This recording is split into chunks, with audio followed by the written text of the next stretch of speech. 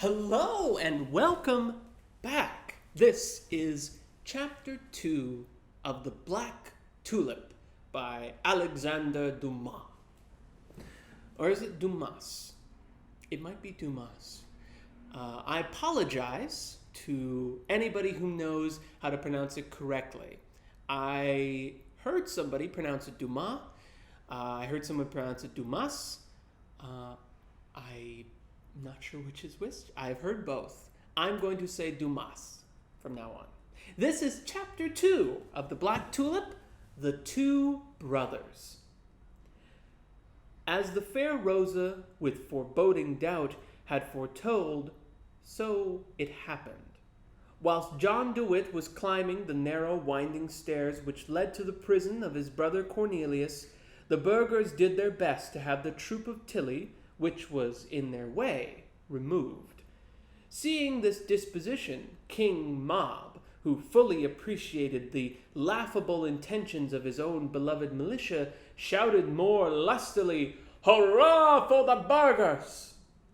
As to Count Tilly, who was as prudent as he was firm, he began to parley with the burghers, under the protection of the cocked pistols of his dragoons, explaining to the violent townsman that his order from the state's commanded him to guard the prison and its approaches with 3 companies. "Wherefore such an order? Why guard the prison?" cried the Orangists. "Stop," replied the Count. "There you at once ask me more than I can tell you. I was told, guard the prison, and I guard it. You, gentlemen, who are almost military men yourselves, you are aware that an order must never be gainsaid. But this order has given to you that the traitors may be enabled to leave the town." "Very possibly, as the traitors are condemned to exile," replied Tilly. "But who has given this order?" "The states, to be sure." "The states are traitors." "I don't know anything about that." "And you are a traitor yourself." "I? Yes, you." "Well, as to that, let us understand each other, gentlemen. Whom should I betray? The states? Why, I cannot betray them. Whilst being in their pay, I faithfully obey their orders." As the Count was so indisputably in the right, it was impossible to argue against him. The mob answered only by redoubled clamor and horrible threats, to which the Count opposed the most perfect urbanity. "Gentlemen," he said, "uncock your muskets. One of them may go off by accident, and if the shot chanced to wound one of my men, we should knock over a couple of hundreds of yours, for which we should, indeed, be very sorry. But you even more so, especially as such a thing is neither contemplated by you nor by myself." "If you did that," cried the burghers, "we should have a pop at you, too." "Of course you would. But suppose you killed every man jack of us. Those whom we should have killed would not, for all that, be less dead." "Then leave the place to us, and you will perform the part of a good citizen." "First of all," said the Count, "I am not a citizen, but an officer, which is a very different thing. And secondly, I am not a Hollander, but a Frenchman, which is more different still. I have to do with no one but the states, by whom I am paid. Let me see an order from them to leave the place to you, and I shall only be too glad to wheel off in an instant, as I am confoundedly bored here." "Yes, yes," cried 100 voices, the din of which was immediately swelled by 500 others. "Let us march to the town hall. Let us go and see the deputies. Come along, come along." "That's it," Tilly muttered between his teeth, as he saw the most violent among the crowd turning away. Go and ask for a meanness at the town hall, and you will see whether they will grant it. Go, my fine fellows." Go." The worthy officer relied on the honor of the magistrates, who on their side relied on his honor as a soldier. "I say, Captain," the first lieutenant whispered into the ear of the Count, "I hope the deputies will give these madmen a flat refusal. But, after all, it would do no harm if they would send us some reinforcement." In the meanwhile, John DeWitt, whom we left climbing the stairs after the conversation with the jailer Gryphus and his daughter Rosa, had reached the door of the cell, where on a mattress his brother Cornelius was resting, after having undergone the preparatory degrees of torture. The sentence of banishment having been pronounced, there was no occasion for inflicting the torture extraordinary. Cornelius was stretched on his couch, with broken wrists and crushed fingers.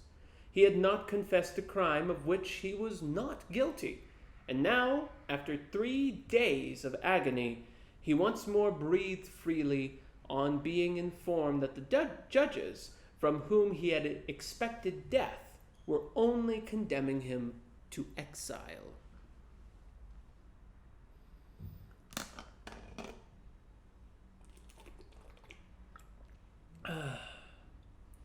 Delicious.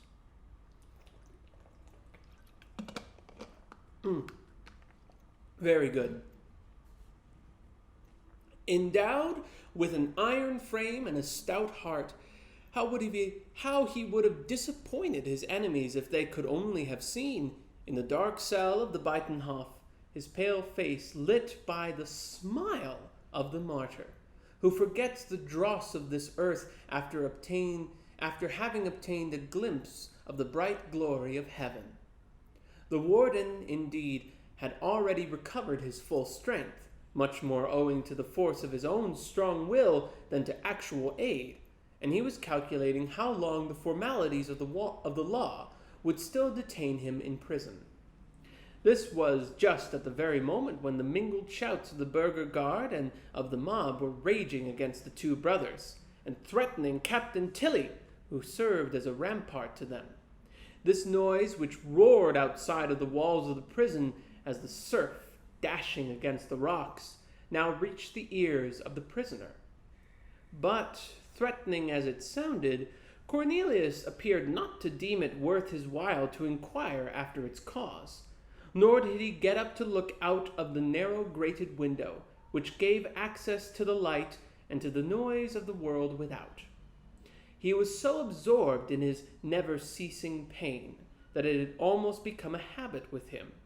He felt with such delight the bonds which connected his immortal being with his perishable frame gradually loosening, that it seemed to him as if his spirit, freed from the trammels of the body, were hovering above it, like the expiring flame which rises from the half-extinguished embers. He also thought of his brother, and whilst the latter was thus vividly present to his mind, the door opened, and John entered, hurrying to the bedside of the prisoner, who stretched out his broken limbs and his hands tied up in bandages towards that glorious brother whom he now excelled, not in services rendered to the country, but in the hatred which the Dutch bore him. John tenderly kissed his brother on the forehead and put his sore hands gently back on the mattress. "Cornelius, my poor brother, you are suffering great pain, are you not?" "I am suffering no longer since I see you, my brother." "Oh, my poor dear Cornelius, I feel most wretched to see you in such a state." "And, indeed, I have thought of you more than myself, and whilst they were torturing me, I never thought of uttering a complaint, except once, to say, 'Poor brother.' But now that you are here, let us forget all. You are coming to take me away, are you not?" "I am. I am quite healed. Help me to get up, and you shall see how I can walk." "You will not have to walk far, as I have my coach near the pond, behind Tilly's dragoons." "Tilly's dragoons? What are they near the pond for?" Well, said the Grand Pensionary, with a melancholy smile which was habitual to him, the gentlemen at the town hall expect that the people at the Hague would like to see you depart, and there is some apprehension of the tumult. Of a tumult? Replied Cornelius, fixing his eyes on his perplexed brother. A tumult? Yes, Cornelius. Oh, that's what I heard just now, said the prisoner, as if speaking to himself. Then turning to his brother, he continued, Are there many persons down there before the prison? Yes, my brother, there are. But then, to come here to me... Well, how is it that they have allowed you to pass? You know well that we are not very popular, Cornelius, said the Grand Pensionary with gloomy bitterness. I have made my way through all sorts of by-streets and alleys. You hid yourself, John? I wished to reach you without loss of time, and I did what people do in politics, or on the sea when the wind is against them. I tacked. At this moment the noise in the square below was heard to roar with increasing fury. Tilly was parleying with the burghers. Well, well, said Cornelius, you are a very skilful pilot, John, but I doubt whether you will be as safely a guide to your brother out of the Buitenhof in the midst of this gale and through the raging surf of popular hatred as you did the fleet of Van Tromp last the shoals of the Scheldt to Antwerp. With the help of God, Cornelius, we'll at least try, answered John. But first of all, a word with you. Speak, the shouts began anew. Hark, hark, continued Cornelius, how angry these people are. It is against you, or it's against me? I should say it is against us both, Cornelius. I told you, my dear brother, that the Orange party, while assailing us with their absurd calumnies, have also made it a reproach against us that we have negotiated with France. What blockheads they are! But indeed they reproach us with it. And yet, if these negotiations had been successful, they would have prevented the defeats of Ries, Orsay, Wesel, and Rheinberg. The Rhine would not have been crossed, and Holland might still consider herself invincible in the midst of her marshes and canals.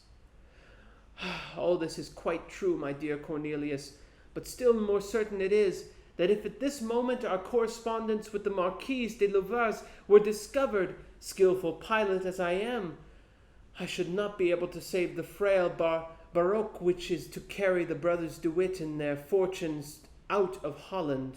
That correspondence which might prove to honest people how dearly I love my country and what sacrifices I have offered to make for its liberty and glory would be ruin to us if it fell into the hands of the Orange party. I hope you have burned the letters before you left Dort to join me at the Hague.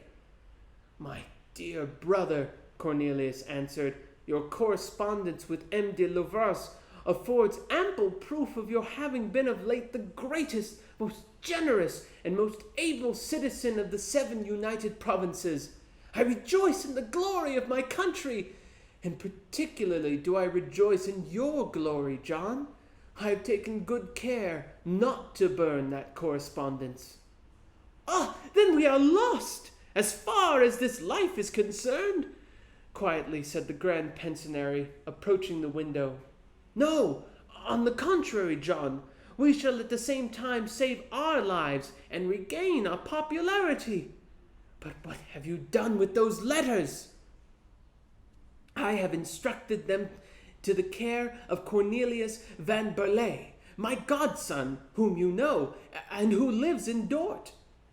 Poor honest Van Berlay, who knows so much, and yet thinks of nothing but of flowers and of God who made them. You have entrusted him with this fatal secret. It will be his ruin, poor soul. His ruin? Yes, for he will either be strong or he will be weak. If he is strong, he will, when he hears of what has happened to us, boast of our acquaintance. If he is weak, he will be afraid on account of his connection with us. If he is strong, he will betray the secret by his boldness. If he is weak, he will allow it to be forced from him. In either case, he is lost, and so are we. Let us therefore fly as long as there is still time." Cornelius DeWitt raised himself on his couch, and grasping the hand of his brother, who shuddered at the touch of his linen bandages, replied, "Do I not know my godson? Have not I been enabled to read every thought of Van Berley's mind, and every sentiment of his heart? You ask whether he is strong or weak. He is neither the one nor the other. But that is not now the question. The principal point is that he is sure not to divulge the secret for the very good reason that he does not know it himself." John turned round in surprise. "You must know, my dear brother, that I have been trained in the school of that distinguished politician, John DeWitt, and I repeat to you that Van Berley is not aware of the nature of him and importance of the deposit which I have entrusted to him." "Quick, then," cried John, "as there is still time, let us convey to him directions to burn the parcel." "Through whom?" "Through my servant Craik, who was to have accompanied us on horseback, and who has entered the prison with me to assist you downstairs." "Consider well before having those precious documents burnt, John." "I consider, above all things, that the brothers DeWitt must necessarily save their lives to be able to save their character. If we are dead, who will defend us? Who will have fully understood our intentions? You expect, then, that they will kill us if those papers were found?" John, without answering, pointed with his hand to the square, whence, at that very moment, fierce shouts and savage yells made themselves heard. Yes, said Cornelius. "I hear those shouts very plainly, but what is their meaning?" John opened the window. "Death to the traitors!" howled the populace. "Do you hear now, Cornelius?" "To the traitors! To the traitors! That means us," said the prisoner, raising his eyes to heaven and shrugging his shoulders. "Yes, it means us," repeated John. "Where is Craik?" "At the door of your cell, I suppose." Let him enter, then." John opened the door. The faithful servant was waiting on the threshold. "Come in, Craik, and mind well what my brother will tell you." "No, John, it will not suffice to send a verbal message. Unfortunately, I shall be obliged to write." "And why that?" "Because Van Berley will neither give up the parcel nor burn it without a special command to do so." "But will you be able to write, poor old fellow?" John asked, with a look on the scorned and bruised hands of the unfortunate sufferer. "If I had a pen and ink, you shall soon see," said Cornelius. "Here is a pencil, at any rate." "Have you any paper?" "They have left me nothing." "Here, take this Bible and tear out a flyleaf." "Very well, that will do." "But your writing will be illegible." "Just leave me alone for that," said Cornelius. "The executioners have indeed pinched me badly enough, but my hand will not tremble once in tracing the few lines which are requisite." And really, Cornelius took the pencil and began to write. When through the linen bandages drops of blood oozed out, which the pressure of the fingers against the pencil squeezed from the raw flesh. A cold sweat stood on the brow of the grand pensionary.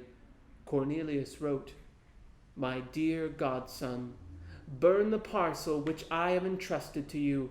Burn it without looking at it, and without opening it, so that its contents may forever remain unknown to yourself. Secrets of this description are death to those by whom they are deposited. Burn it, and you will have saved John and Cornelius DeWitt. Farewell, and love me, Cornelius DeWitt, August 20th, 1672.